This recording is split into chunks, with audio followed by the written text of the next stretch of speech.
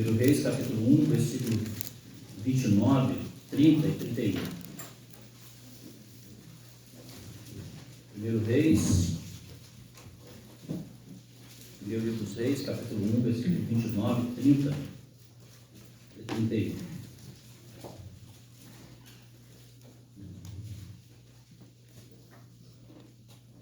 Deus. Então jurou o rei e disse: tão certo como vive o Senhor, que remiu a minha alma de toda a angústia, farei no dia de hoje, como te jurei pelo Senhor, Deus de Israel, dizendo: teu filho Salomão reinará depois de mim, e se assentará no meu trono, em meu lugar. Então Batseba se inclinou e se prostrou com o rosto em terra diante do rei, e disse: viva o rei Davi, meu Senhor, para sempre. O Senhor nos abençoe nessa noite com a leitura e também a explicação da sua santa palavra.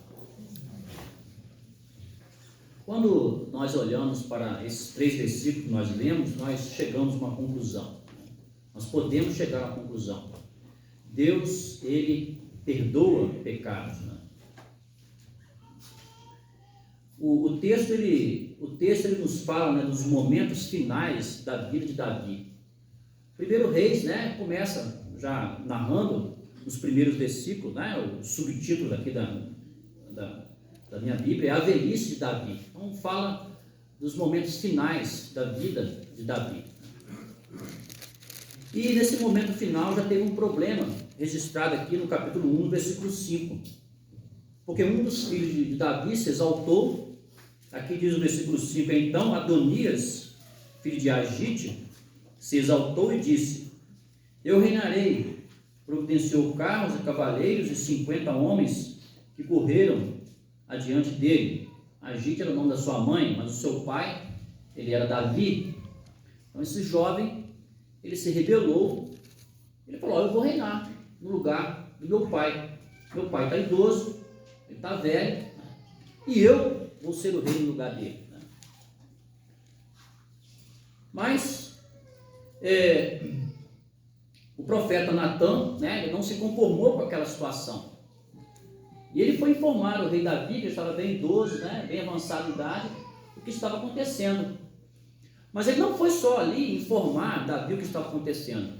Ele foi lembrar a Davi também de uma fala que tinha acontecido no passado, e onde Davi já tinha dito quem deveria ser o sucessor dele, quem deveria assumir o lugar dele no trono de Israel. E para isso, né, ele chamou Batseba para também ali se apresentar diante de Davi. E vocês devem conhecer bem, né, a história de Batseba. Depois nós vamos mais para frente falar um pouquinho sobre ela. Mas os versículos finais que nós lemos aqui, 29, 30 e 31, fala exatamente sobre essa situação, né? Tão certo como vive o Senhor, que remiu a minha alma de toda angústia, farei no dia de hoje, como te jurei pelo Senhor, Deus de Israel, dizendo: teu filho Salomão reinará depois de mim, e se assentará no meu trono, em meu lugar. Então Batseba se inclinou e se prostrou com o rosto em terra diante do rei e disse: viva o rei Davi, meu senhor, para sempre. Natã falou: olha, o senhor disse que Salomão deveria ser o rei no seu lugar, né? Mas Adonias está dizendo que é o rei, né? Ele até fez ali um ajuntamento, né? Chamou algumas pessoas, mas a mim mesmo ele não chamou. E o Senhor disse que Salomão deveria reinar no seu lugar, né? Então os dois ali juntos, né, conversaram com o rei Davi, e o rei Davi vai concordar com o que eles estavam falando. Não, realmente quem deve reinar no meu lugar deve ser o quê? Salomão, e não Adonias. E Davi proferiu confirmou que Salomão deveria ser o rei no lugar dele, não meramente porque ele queria que Salomão fosse o seu sucessor. Ele não disse: eu sou o rei, né? E a minha dinastia tem que seguir em frente, e eu escolho, né? Eu entendo que o melhor rei para governar Israel será Salomão. Não foi bem assim, né? Davi confirmou as palavras de Natã, porque o próprio Senhor falou com Davi que quem deveria suceder Davi no trono seria quem? Seria Salomão. Então foi algo falado pelo Senhor, foi algo dito pelo Senhor para Davi. Numa certa ocasião, o Senhor falou para Davi: olha, quem vai, né, assentar no seu lugar, no seu trono, vai ser o quê? Seu filho Salomão. Filho de quem? De Batseba. Quem se assentaria no trono de Davi seria Salomão, o filho de Batseba. O Senhor ordenou isso para Davi. E Davi, quando está confirmando aqui, né, essas palavras de Natã, ele está concordando com aquilo que o Senhor já tinha falado. Quem seria o sucessor no lugar dele seria Salomão, e seria, porque o Senhor tinha dito, não era mera vontade do rei Davi. Aí nós conhecemos a história, né? Davi mandou assentar Salomão sobre a sua mula, pegou a mula real, assentou, eles aclamaram Salomão como rei. Nós conhecemos bem essa história, não vamos entrar em detalhes aqui. Mas o que eu gostaria de chamar a atenção é pelo fato do Senhor ter escolhido Salomão, o filho de Batseba, para ser o rei de Israel no lugar de Davi. Observando isso, nós podemos então concluir mais uma vez com as palavras que nós dissemos aqui no começo dessa fala, né? Que Deus, Ele verdadeiramente perdoa pecados. Deus perdoa pecados. Vamos pensar um pouquinho, né, na mãe de Salomão. A história de Batseba foi uma história, a princípio, muito, muito triste. E nós conhecemos bem a história contada e narrada na palavra de Deus. Nós vemos que um certo dia Davi estava lá no palácio e seus homens estavam na guerra, né? Nós conhecemos a história também, lutando. Ele lá no seu palácio sem fazer nada, à toa, ocioso, e de repente ele viu uma mulher se banhando, né? Lá do seu palácio ele viu aquela mulher vizinha se banhando. Ele procurou saber quem era aquela mulher, né? E ficou sabendo que o seu nome era Batseba, e que além de ser Batseba, ela era casada e tinha um marido chamado Urias, que estava lá na guerra. Então Davi, né, depois de ter fortalecido o seu reino, Davi que foi tirado de trás das ovelhas, Davi que não era nem conhecido, era desprezado até mesmo pelos seus próprios irmãos, Deus o colocou como rei de Israel, ele governou aquela grande nação, Deus o abençoou tanto, mas no auge do seu reinado ele teve um fracasso, né? Ele cometeu um grande erro. Né? Talvez você veja aqui para esse acampamento, né? Talvez você tenha vivido uma vida, talvez você fez alguma coisa errada que te trouxe muita tristeza, talvez você queira se desvincular disso, talvez você não tenha sentido que realmente Deus perdoou você daquilo que você fez, talvez você não tenha certeza que Deus perdoou os seus pecados ainda, mas é importante lembrar que Deus, Ele perdoa pecados. Né?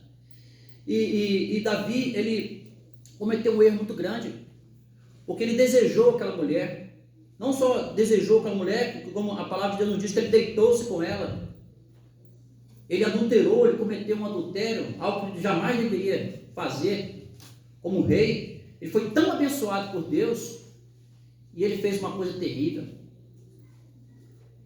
E chegou então a informação para Davi de que a mulher engravidou. Né? A coisa começou a se complicar muito mais para ele. Né? Ele falou: eu preciso dar um jeito nisso. Né? Eu preciso dar uma solução nisso. Né? Eu preciso abafar o caso. Né? Eu preciso abafar o caso. Né? As pessoas não podem saber na verdade o que aconteceu. E ele teve uma ideia. Ele chamou o marido daquela mulher, de nome Urias, e que estava na guerra, e trouxe ele para ficar com a esposa, para que desse uma falsa impressão de que na verdade aquele filho, aquela gravidez seria daquele soldado que estava na guerra, que era o marido dela, o legítimo marido dela, e não de Davi. A princípio, né, parecia que estava tudo dando certo. E então aquele soldado veio, Urias veio, mas ele não aceitou ficar com a sua esposa. Ele falou: não, os meus amigos, meus companheiros estão na guerra, lutando e travando a batalha, eu aqui com a minha esposa, não, eu não posso fazer isso. Eu penso em Davi coçando a cabeça nessa hora, né? Porque o que eu vou fazer agora? Porque esse homem está complicando a minha situação, né? E então ele viu que aquele homem não foi para a sua casa, né? E o exemplo que Davi deveria ser, aquele homem que estava sendo, né? O que faltou em Davi, sobrou o quê?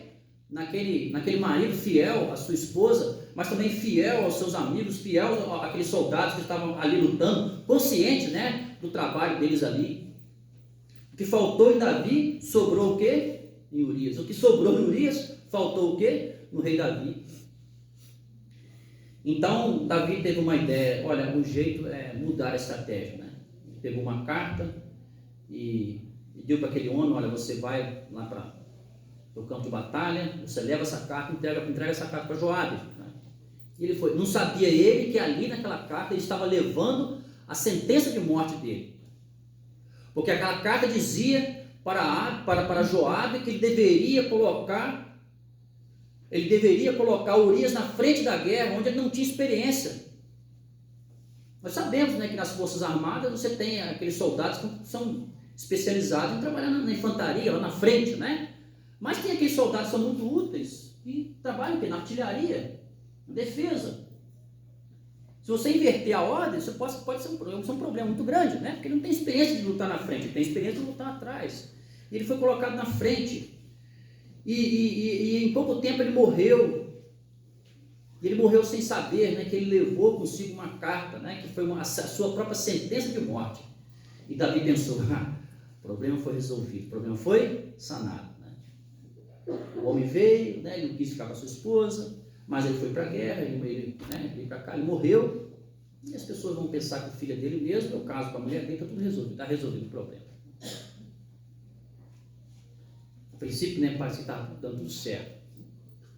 Até que chega na casa dele o profeta Natan e vai contar uma história para ele, né? Davi, eu preciso contar uma história para você.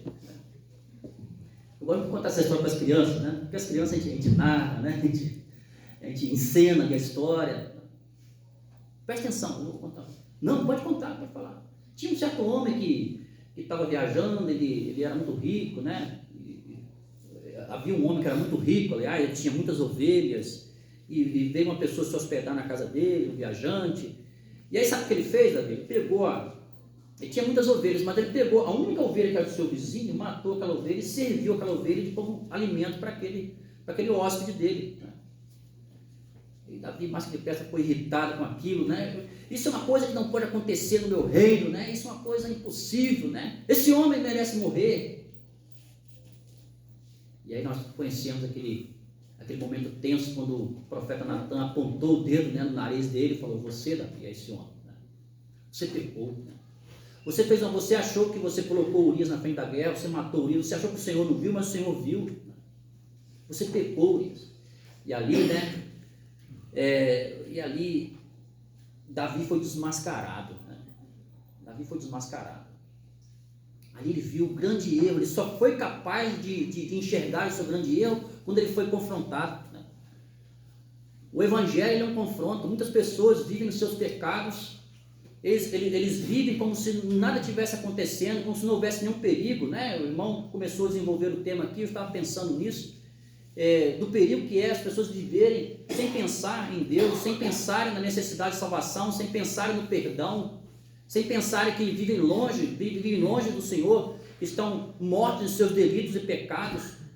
Mas o Evangelho, ele confronta o pecador, né? Assim como Natan confrontou Davi, assim como Davi foi confrontado pelo profeta Natan, Deus também tem usado os seus servos no dia de hoje para confrontar a muitos que estão vivendo uma vida no pecado, né?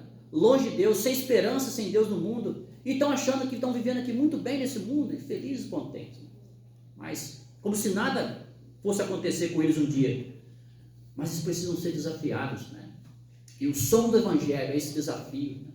O som do evangelho desperta o pecador, né? Faz o pecador abrir os seus olhos, faz ele enxergar que na verdade ele precisa de salvação, que ele está perdido, que ele carece da graça e da misericórdia de Deus, que ele é mau, né? Que ele é, como diz o apóstolo Paulo, miserável homem que eu sou, né? Quem me livrará do corpo dessa morte? O evangelho confronta o pecador e Davi ele foi confrontado, né? Abruptamente pelo profeta Natan. Isso gerou uma tristeza muito grande no seu coração, né? Vamos um pouquinho mais adiante da história. E ele falou mais: olha, esse filho que Batseba está esperando, esse menino que ele vai morrer. Ele vai morrer. Sabe, eu acho interessante o ministério dos profetas, como os profetas não davam volta, né? Você tinha que falar, você está errado, né? Ele não dava volta, né? E para ser um profeta de Deus, ele tinha que começar falando o mal, né? Para ser reconhecido como profeta, ele tinha que começar profetizando o mal. Porque se ele profetizasse o bem, começasse profetizando o bem, né? Facilmente ele arrumaria um emprego lá no palácio. Mas se ele profetizasse o mal, olha, ele já começava tendo a possibilidade de ser morto. Então, para ser reconhecido como profeta, ele precisava começar profetizando o quê? O mal, para ser reconhecido como profeta. Você já ouviu alguma coisa no dia de hoje, né? Você vai vencer, né? A vitória está para chegar para você, né? Você vai vencer no nome do Senhor, né? A vitória está chegando. Cuidado, né? Isso pode ser um falso profeta, né? E ele falou: olha, o seu filho vai morrer. Ele vai morrer. Às vezes a gente não entende, né? Por quê? Talvez você fale, mas esse Deus é um Deus cruel. O que aquela criança tinha a ver, né, com o erro dos seus pais? Né? Nós vamos entender melhor isso aqui nessa noite. E Davi, apesar de ele ter ouvido o profeta falar para ele que a criança iria morrer, ele começou a orar para que Deus revertesse aquela situação. Ele orou constantemente. Ele foi orando com todo fervor.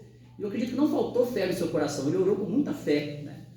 E um coração muito arrependido e contrito. Ele orou fervorosamente para que Deus não deixasse aquela criança morrer. E nós vemos que ele ficou ali prostrado. Eles queriam levar comida para ele, ele falou: não quero comer. Nada fazia aquele homem comer. E aí, de repente, quando a criança morreu, o próprio Davi percebeu que os seus servos, né, eles queriam dar notícia para ele, mas não sabia como dar notícia. Como é que nós vamos dar notícia para ele? Então, olha, a situação dele está prostrado. Né? E eles começaram a cochichar. Né? Sabe quando a pessoa começa a cochichar para... O que nós vamos falar com ele? Você morreu. Será que ele vai aguentar? E Davi, percebendo aquele cochicho, ele falou: é morta a criança? A criança é morta? Isso. Sim, senhor. A criança é morta. Aí foi mais estranha a sua atitude, porque ele levantou, né? Ele se levantou, e aí ele pediu pão, ele comeu, deram comida para ele, ele se alimentou. Então, por que você... Nós não entendemos nada. Você estava lá no chão, você não queria comer, agora que a criança morreu, você recebe a notícia, você levanta, vai comer? Falou: não, é porque agora eu tinha esperança ainda que o Senhor, né, pudesse permitir que essa criança vivesse, mas agora eu sei realmente que o Senhor não permitiu que ela veio. Ele se conformou com aquilo. Né? Ele sabia que a resposta da oração dele foi o quê? Foi não.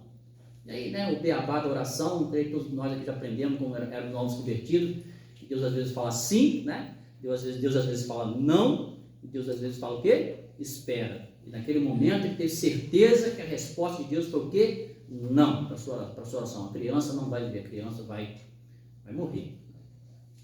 A gente fica pensando, por que será que Deus permitiu que aquela criança morresse?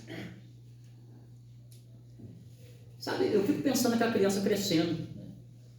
E suponhamos que o profeta Natan não tivesse ido lá, o profeta Natan não tivesse falado nada, não tivesse acusado o pecado de Davi, e ficasse tudo por aquilo mesmo.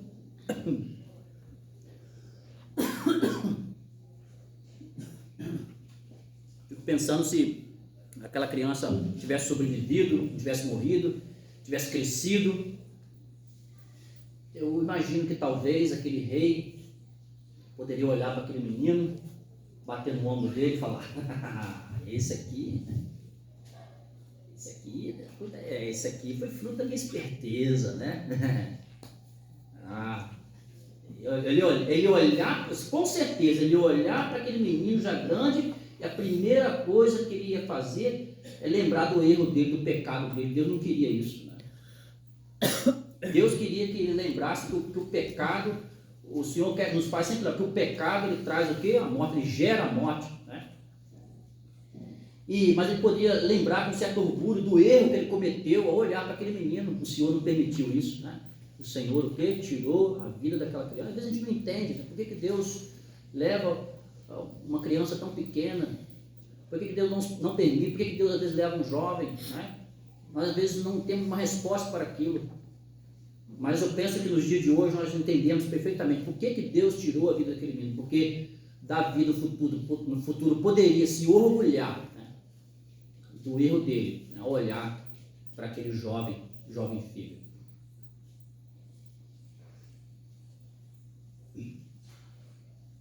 Mas Deus, na sua misericórdia, né, permitiu mais tarde que Davi tivesse um filho.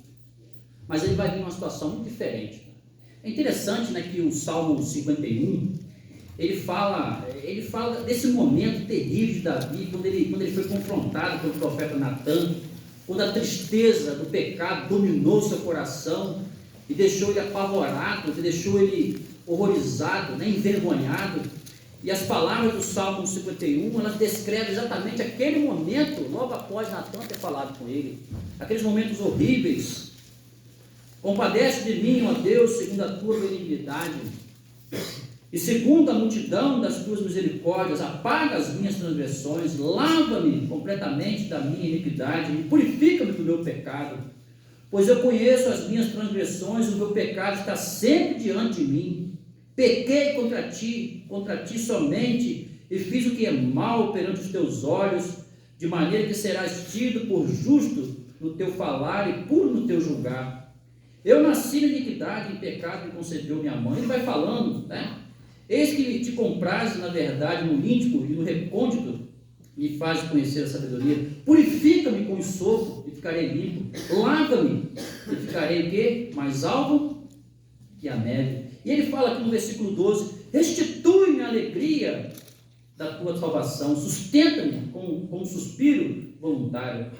O pecado, ele traz tristeza, né, ao coração, ele tira a alegria, e foi isso que aconteceu com o salmista Davi. Ele perdeu a alegria, perdeu o gozo, né, da salvação. O versículo 10, voltando um pouquinho: cria em mim, ó Deus, um coração puro, e renova dentro de mim um espírito inabalável.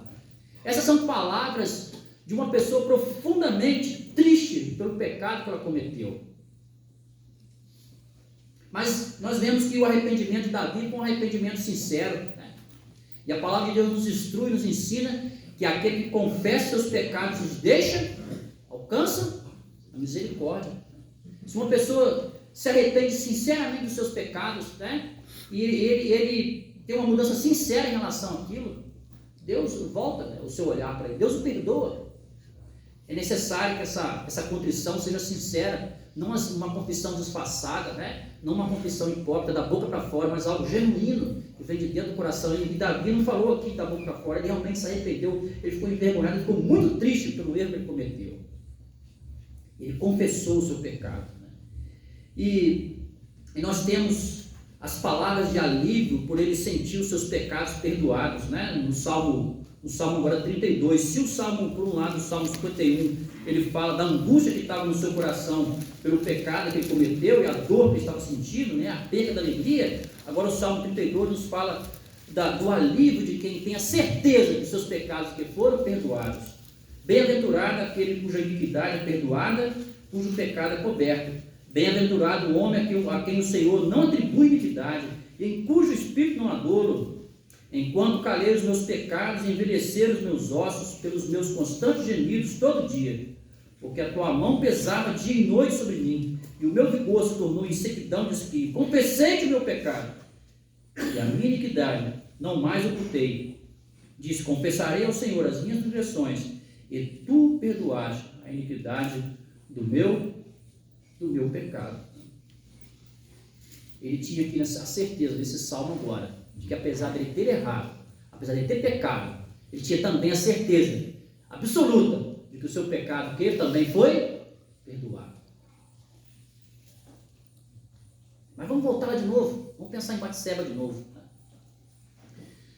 Porque nós vemos que depois desse incidente, depois dessa confissão sincera, desse arrependimento sincero, Batseba teve um novo filho. E Deus não permitiu que esse filho morresse. Deus permitiu que esse filho sobrevivesse. Esse filho foi quem? Foi Salomão. E Deus escolheu justamente o filho de quem? Agora, quando Davi olhava para Salomão, será que ele tinha a mesma lembrança de quando ele olhava para aquela criança que morreu? Não, porque o primeiro filho foi o filho da vergonha, né, do filho do pecado, mas o segundo filho agora fazia ele pensar que Deus era um Deus cheio de amor e de graça, um Deus misericordioso, fazia ele pensar que Deus o quê? Perdoa pecado. Quando ele olhava para aquele menino e pensava, Deus perdoa o pecado, Deus perdoou o meu pecado. Aquela criança fazia ele pensar nisso, aquele jovem foi crescendo e ele tinha alegria no seu coração quando ele olhava para aquele menino. Eu penso. Agora, se você fosse escolher o rei para Israel, de qual mulher você escolheria? Né? Eu acho que se fosse Marco Aurélio, para escolher Marco Aurélio, escolhe o rei de Israel. Você vai escolher o filho de Batseba ou vai escolher o filho de Abigail? Qual você escolheria? Eu ia escolher, certamente, né? Humanamente falando, eu escolhi o filho de Abigail. Estão lembrando da história de Abigail? Uma história totalmente diferente de Batseba. Batseba, né, cometeu aquele deslírio terrível, né? Davi foi culpado, mas ela teve parte na culpa também. É importante lembrar isso, né? Quando trouxeram aquela mulher ali, pecadora, que é o Senhor Jesus, né? E falaram, olha, essa mulher, segundo a lei, foi pega em flagrante adultério, né? Ela deve ser apedrejada. Onde estava o homem? Né? Levaram a mulher, mas o homem não levaram, né? Porque a lei dizia que os dois eram culpados, né? Mas levaram só a mulher. Então, Davi foi culpado, né? Mas Batseba foi culpada também. Mas Abigail, vamos agora pensar na história de Abigail, que história maravilhosa. Né? Abigail era uma mulher, sabe, eu penso Abigail aquela mulher nobre, educada, né, elegante, mas casou-se com um homem, como diz o ditado, é uma carne de pescoço, um homemzinho difícil. Né? Ele era casca grossa. Você sabe aquela mulher que é muito educada e casa com um homem extremamente estúpido e ignorante? Era assim que era Abigail e Nabal. Né? Às vezes também o contrário existe, tá? O homem é meigo, é delicado e a mulher é carne de pescoço. Tá? Mas nesse caso aqui era Nabal. Nabal que era um homem difícil, um homem mesquinho, né? Era um homem ignorante. Ele é chamado na palavra de Deus de filho de Belial, não é à toa, né? Essa expressão é uma expressão que não denota uma coisa boa. Sempre quando a Bíblia chama alguém de filho de Belial, é que aquela pessoa, a pessoa não era uma pessoa de boa índole. E por que ele não era de boa índole? Um bom tempo, Davi, quando estava com Davi, nem era ainda, né, o rei de Israel naquela época ainda, né? Davi não era o rei de Israel ainda. Ele estava lá fugindo de Saul, e os pastores de Nabal estavam lá no campo, cuidando das suas ovelhas, e os homens de Davi fizeram amizade com eles, e começaram a proteger aqueles pastores, né? Depois, esse rebanho de Davi é um rebanho diferente, são bons homens, e os homens de Davi fizeram bem para aqueles pastores de Nabal. Mas chegou o dia, né,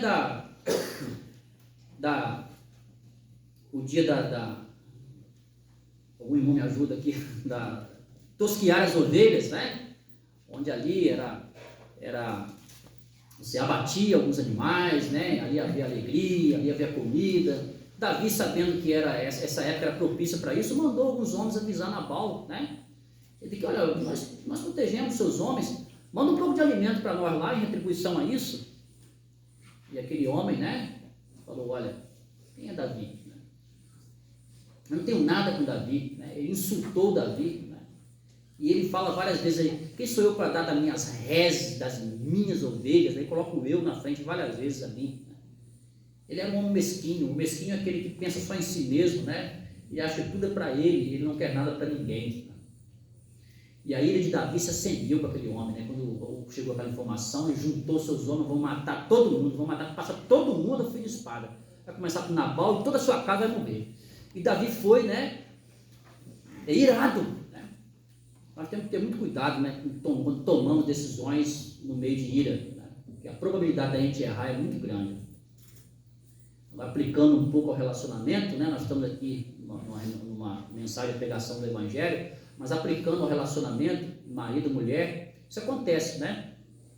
Se a esposa está muito nervosa, é melhor você não falar, fica quieto. Talvez se você ficar nervoso, se você falar na hora da ira ali, você vai responder na hora, não vai funcionar, né? Se o esposo está nervoso, né?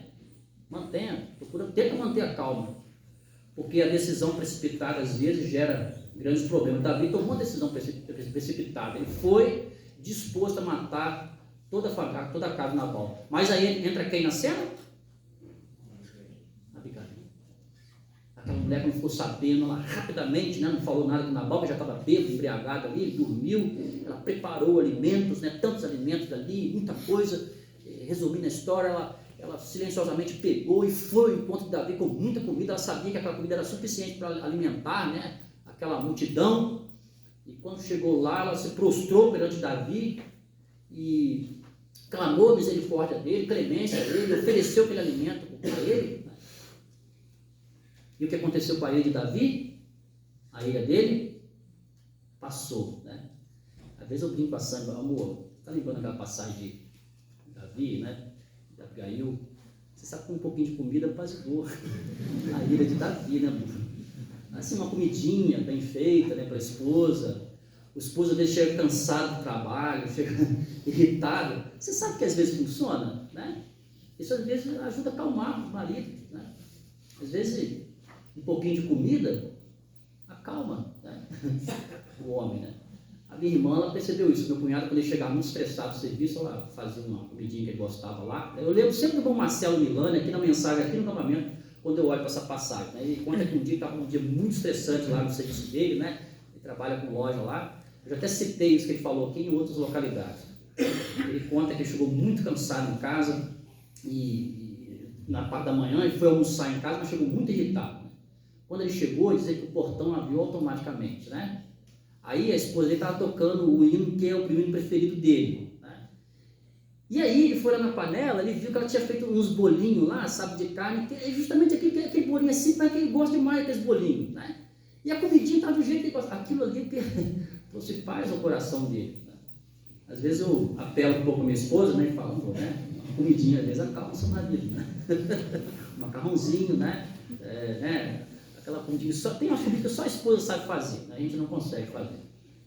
Ela apaziguou a ira de Davi, apaziguou a ira, e a ira de Davi foi desviada. E é claro que depois nós conhecemos, quando aquele homem estava embriagado, ele acordou, falaram para ele, ó, Davi veio para matar você, e aconteceu isso, você está sabendo? E ele ficou tão horrorizado que ele passou mal, né? Vamos dizer que ele infartou e morreu. Acabou. Cadê os bens dele, materiais, né? Cadê o eu dele? Acabou. E é assim, né, que acontece com a vida do homem aqui nesse mundo. Ele luta, ele ganha dinheiro, compra fazenda, compra boi, planta café, ele vai, né, comprando imóveis e mais imóveis, vai crescendo, e é como se ele fosse viver aqui, sempre aqui nesse mundo para usufruir dessas coisas. Uma hora, a vida aqui, ela acaba com o fim. E acabou para Nabal. Voltando a Abigail, de novo, e Davi a tomou como esposa, claro, agora estava viúva, né? Já tomou como esposa, e ela se tornou a esposa dele. Davi teve filhos com ela, né? E aí? Qual filho você escolheria para ser o rei de Israel? O filho de Abigail ou o filho de Batseba? Eu já disse, né? Se eu fosse escolher, eu escolheria o filho de Abigail. Mas quem foi que Deus escolheu? Deus escolheu o filho de Batseba. Sabe por quê? Porque Deus queria demonstrar ali, com muita clareza, com muita firmeza, com muita certeza, que Deus, Ele perdoa pecados. Né? Deus perdoa pecados.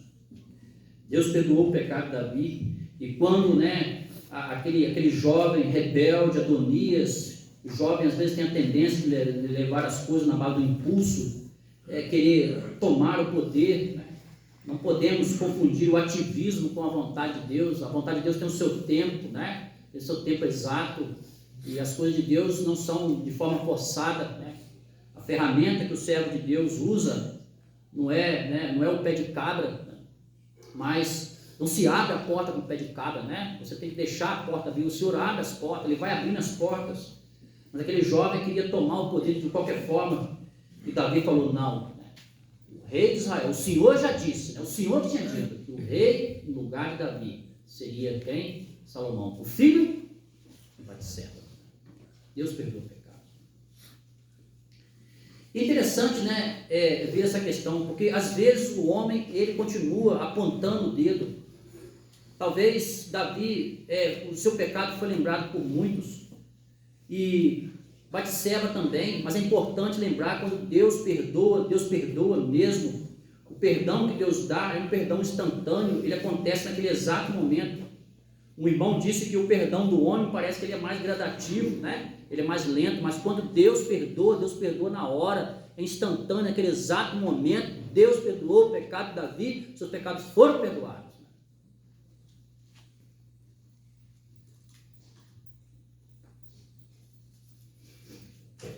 Isaías capítulo 43, versículo 25, nós lemos o seguinte. Isaías 43, 25. Eu vou ler para não errar aqui as palavras.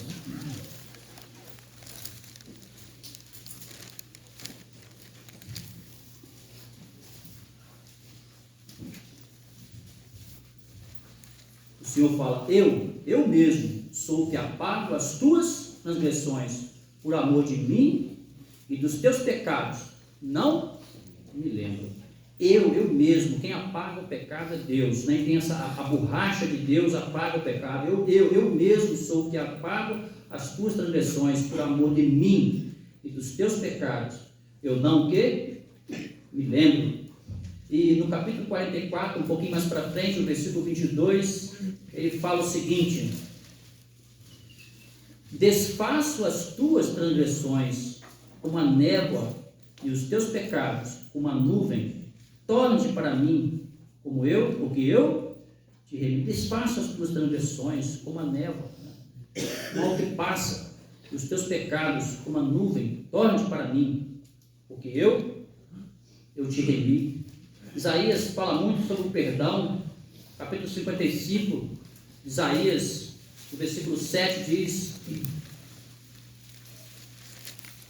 deixe o perverso o seu caminho, o iníquo os seus pensamentos, converta-se ao Senhor, porque se compadecerá dele, e volte-se para o nosso Deus, porque é rico em perdoar. Deus não é pobre em perdoar, Deus é rico em perdoar, porque Ele é o Deus de toda graça, né? Ele é rico em misericórdia e em graça. Miqueias capítulo 7, o versículo 18 também, ainda está dentro do mesmo contexto. Miqueias capítulo 7, versículo 18 diz assim: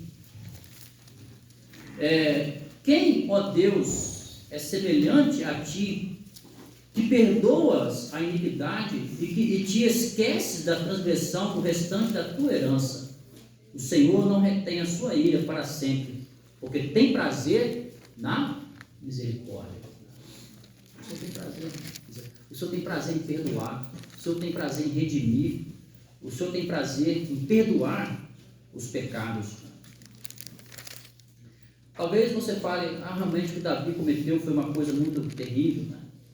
Davi realmente precisava de perdão dos pecados, mas a Bíblia diz também que você precisa que seus pecados sejam perdoados.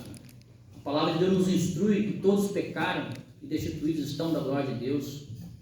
A Bíblia nos instrui que Deus, olhando nos altos céus, não viu um justo sequer, todos se extraviaram e a uma que se fizeram inúteis. Talvez você não tenha pensado, mas o pecado ofende a Deus, o pecado entristece a Deus, e nós pecamos porque somos pecadores. Nós pecamos porque nós já somos o quê? Pecadores. Não somos pecadores porque nós pecamos, nós já pecamos porque já temos uma natureza pecaminosa. Nós nascemos no pecado, como o salmista disse, né? Eu nasci na iniquidade, em pecado, me concedeu a minha mãe. Nós não somos diferentes de Davi, nós somos iguais a Davi. E Deus deseja, assim como Ele perdoou Davi naqueles dias, perdoar todo pecador nos dias de hoje. Esse perdão é extensivo a toda a humanidade. E a Bíblia não diz que somente uma classe pecou, ou outra classe deixou de pecar. A Bíblia encerra todos como pecadores, e todos são pecadores, todos precisam de salvação, todos também estão perdidos, todos estão mortos, precisam do perdão de Deus. E para providenciar essa solução, é importante lembrar que Deus enviou o Senhor Jesus para morrer lá na cruz, para solucionar o problema do pecado. Nós vemos que a Bíblia apresenta o pecado como o grande problema da humanidade nos dias de hoje. A Bíblia apresenta o problema, mas a Bíblia não para só no problema, ela também apresenta a solução. E o problema maior da humanidade nos dias de hoje não é o problema econômico, né? Não é o problema lá da guerra da Ucrânia com a Rússia, que afetou a economia do mundo. O problema maior da humanidade são as pandemias que às vezes assolam a humanidade. Não foi a peste negra, não foi o coronavírus, não foi a gripe espanhola, né? Não foi nenhuma das pandemias que aconteceu nesse mundo. Não foi a peste de Atenas, não foi lá a peste de Siracusa, não foi, esse não é um dos problemas da humanidade. O maior problema da humanidade é o pecado. Esse é o problema, o pecado afasta o homem de Deus, né? Distancia o homem de Deus, o homem tem se rebelado para com Deus porque ele é pecador. E o som do evangelho, como nós falamos, é como o profeta Natan, que chegou ali, apontou o dedo para Davi e disse: olha, você precisa se arrepender, você precisa mudar de atitude.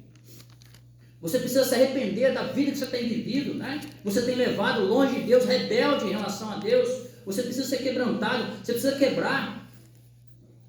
E só tem uma solução, a solução é Cristo. Você precisa de Cristo para ser salvo, e nada mais. O Senhor Jesus, Ele perdoa o pecado. Eu gosto, ele é a única pessoa que disse, nós vemos na palavra de Deus: vai em paz, os pecados que foram perdoados. Moisés não falou isso, né? João Batista não falou isso quando pregou ali no deserto. Pedro não falou, né? Perdoados estão os teus pecados. Paulo não falou, perdoado estão os teus pecados. Somente o Senhor Jesus disse: perdoado que vai em paz, perdoado que estão os teus pecados. O Senhor Jesus também, Ele perdoa pecados, né? O apóstolo Paulo, escrevendo no capítulo 4 e o versículo 32 de Efésios, ali nos diz o seguinte: Efésios capítulo 4, 32, eu estou encerrando já essa mensagem, chegando ao final.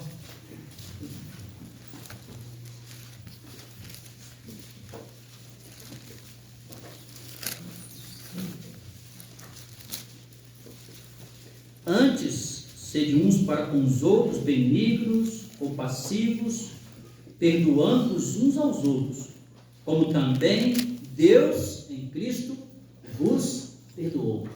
O apóstolo Paulo está lembrando aquelas pessoas ali, aqueles crentes de Éfeso, que eles deveriam ser benignos, deveriam perdoar com facilidade, porque um dia eles ofenderam a Deus, mas eles foram perdoados pelo próprio Deus, na pessoa do Senhor Jesus. O Senhor Jesus, Ele perdoa o pecado, Ele perdoa o pecador, Ele não despreza todo aquele que é arrependido e contrito, arrepende dos seus pecados, né, que desiste de lutar por si mesmo pela salvação, de querer chegar ao céu por si mesmo, né, pelas suas próprias obras, pelo seu próprio esforço. Ele rende-se a Cristo, né, desiste de lutar contra Deus, né, e confessa o Senhor Jesus como seu único e suficiente Salvador. E quando Deus perdoa a iniquidade em Cristo, Ele não perdoa de forma parcial, né, de forma gradativa. Ele não perdoa só um pouquinho e deixa o resto para perdoar depois. Fechando aqui com o Salmo 103, no versículo 3, nós vemos a forma como Ele perdoa.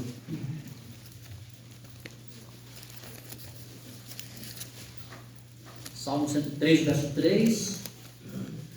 Ele é quem perdoa metade das suas iniquidades, tá?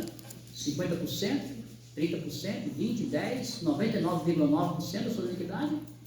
Não. Ele perdoa todas as tuas iniquidades. Sabe, lá no inferno, as pessoas que vão lá não vão para lá porque elas pecaram, né? Porque se você disser que as pessoas que pecam vão para o céu, ok, né? Mas se você fosse partir desse princípio unicamente, não teria como as pessoas irem para o céu, porque nós sabemos, né, ao fazer uma análise justa de nós mesmos, que nós pecamos, né? Nós falhamos, nós somos falhos, quer em consequências maiores ou consequências menores, nós pecamos. Mas lá no inferno vai ter pessoas que desprezam, que vão para lá, são pessoas que desprezaram o perdão de Deus, é diferente, né? Não são pessoas que meramente que pecaram, eu cometi um pecado, eu nunca pequei, eu vou para o céu. Não existe uma falsa doutrina, né? Não existe essa doutrina na Bíblia, né? Que as pessoas que não pecam vão para o céu, né? Que vai para o céu as pessoas que aceitaram o perdão oferecido por Deus, as pessoas que rejeitam esse perdão, que rejeitam essa salvação, né? O perdão dos seus pecados, é que sofrerão a sentença e a ira de Deus. Que o Senhor nos abençoe nessa noite. Amém. Amém. O hino de número 90.